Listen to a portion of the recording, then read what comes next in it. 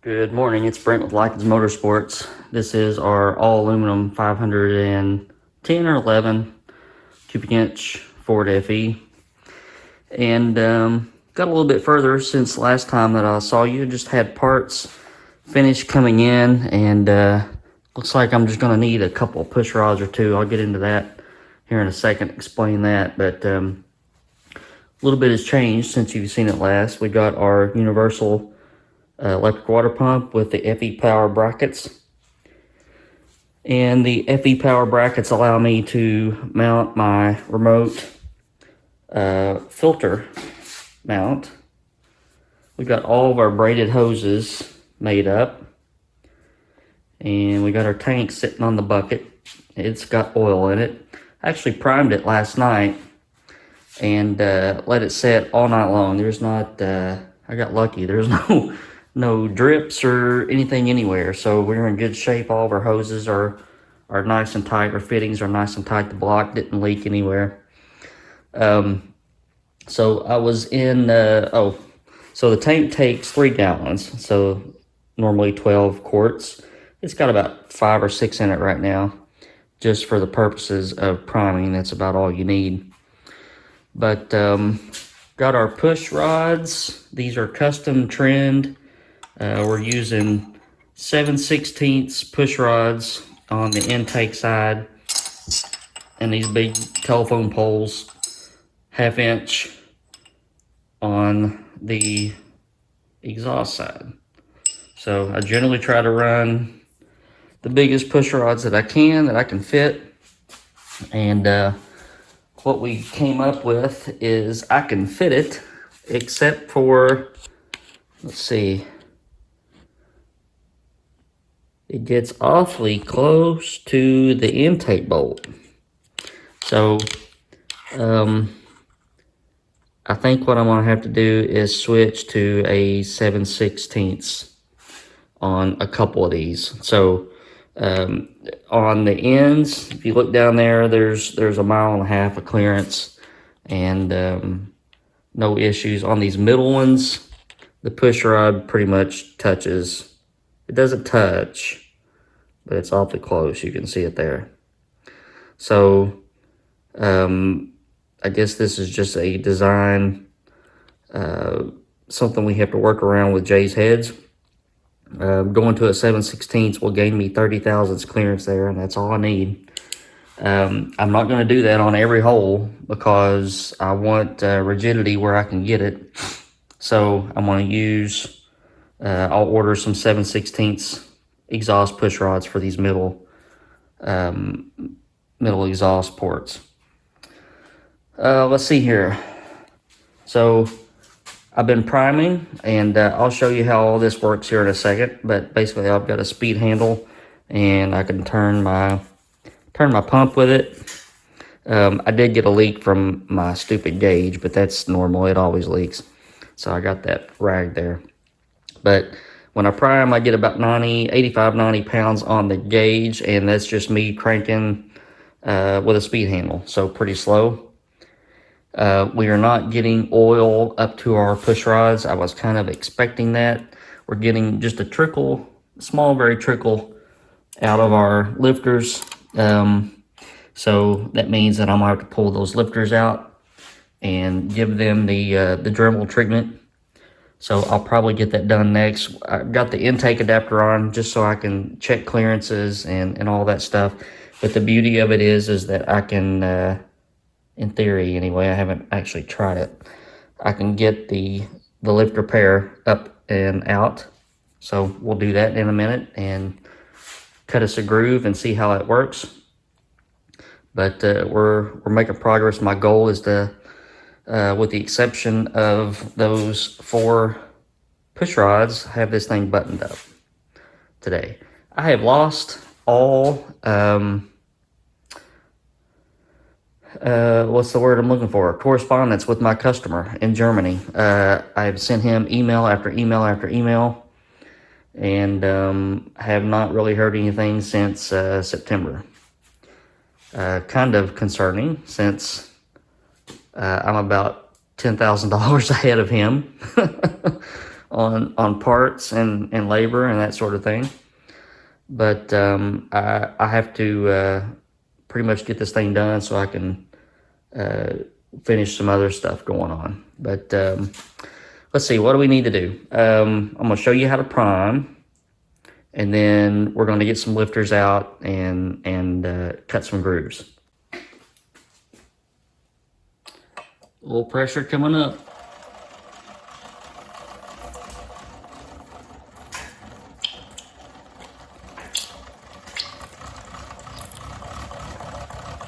So that's just me cranking. I can get 85, 90 pounds there pretty quickly.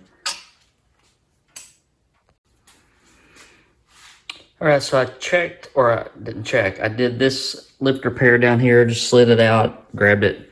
And as you can see now, we've got oil coming out our push rod, out of our rocker arm. We got a good drippage going. So that is pretty par for the course for a solid roller lifter. Otherwise, you're just never going to get oil through the push rods. These are BAMs, and I pretty much count on having to do that modification, and with every set that I use, it's no big deal. Otherwise, you get no oil. So I'll show you the modification here in a second, and just know that when you work with pretty much any solid roller lifter, you may have to count on doing that. So don't, put the intake manifold on before you check out all your oiling to the top end. All right, so we've got all of our rocker arms on, and I'm starting to disassemble because I'm gonna pull the intake adapter back off. Talked with Jay a minute ago, and I think what we're gonna do is just turn these middle 4 bolts down, just basically cut the threads off of them, leave the shank there.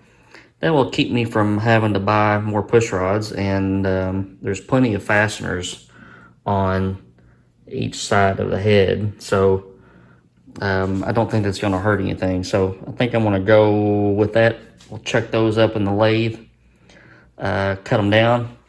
Next step is to get our intake adapter off and get the rest of our lifter pairs modified, and I'll show you how to do that in a second, because you can pretty much count on it needing to be done. Once that's done, then I can put my intake back on for the final time. We'll glue our gaskets down, bolt this sucker down. I'm going to go ahead and use these bolts that Jay sends with the intake adapter, and I was going to get some stainless bolts, but once you put the gasket on and the actual intake manifold on, you won't see it, so there's really no use in doing that. Yeah, and then we'll mock up our alternator and get once the intake's on, I can put the water pump on for the final time as well. Jay will probably have to pull it back off for the dyno, but we'll get alternator mounted and all that stuff.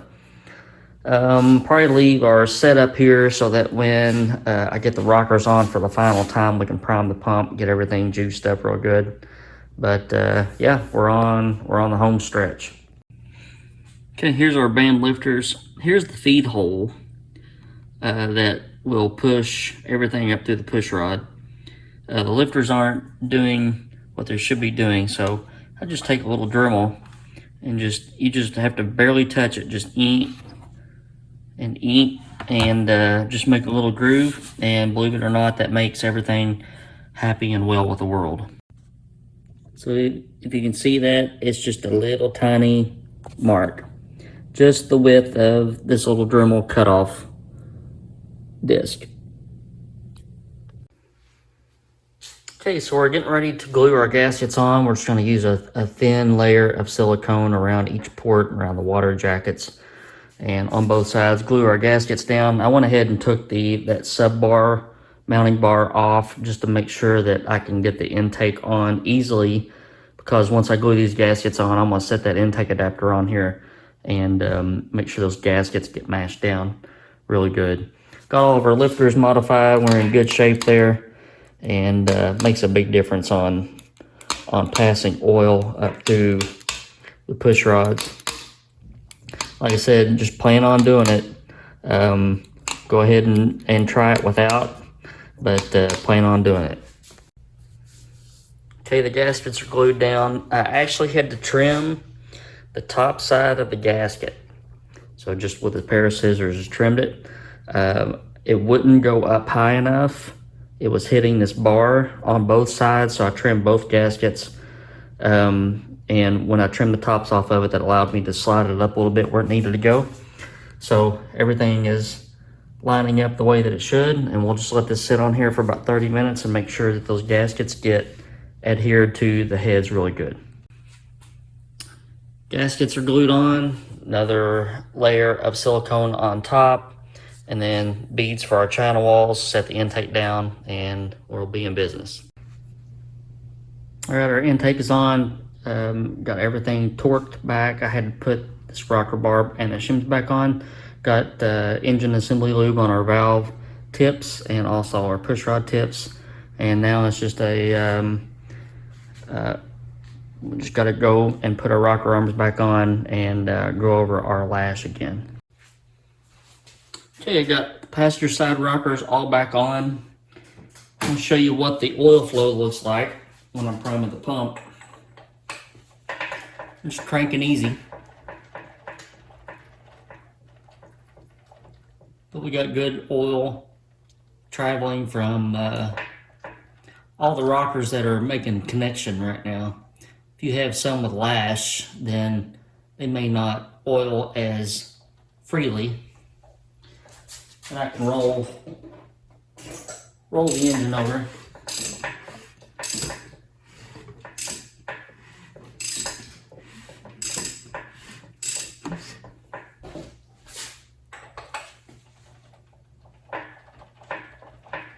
And continue to prime.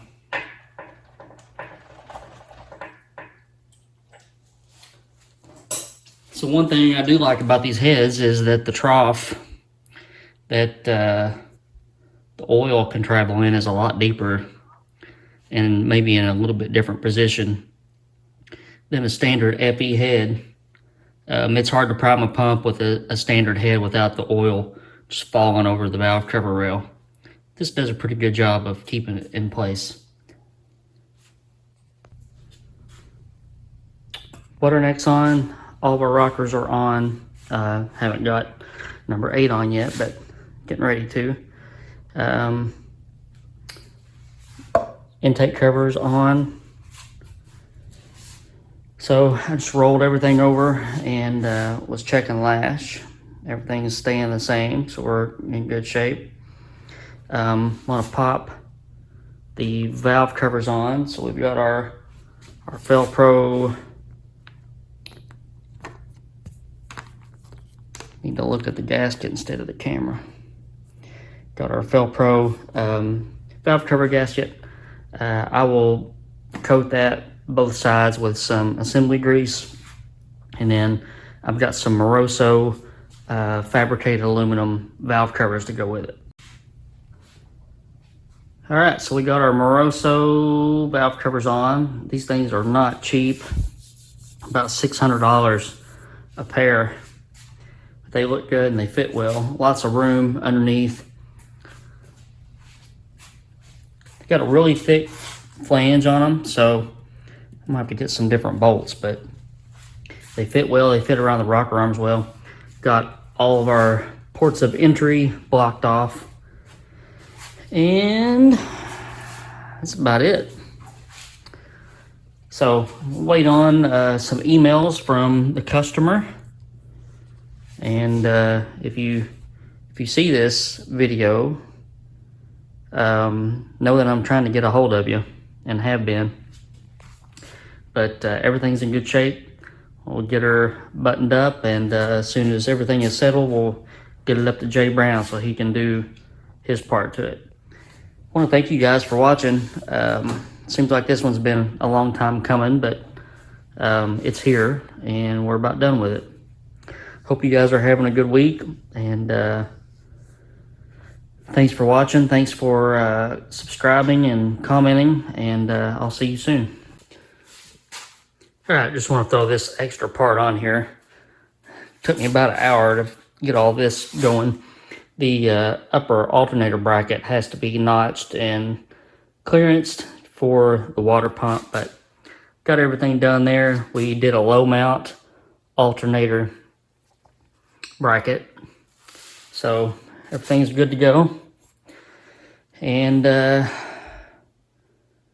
need some valve cover bolts, and that'll be it. So now we're ready to conclude the video. Y'all have a good week. End something.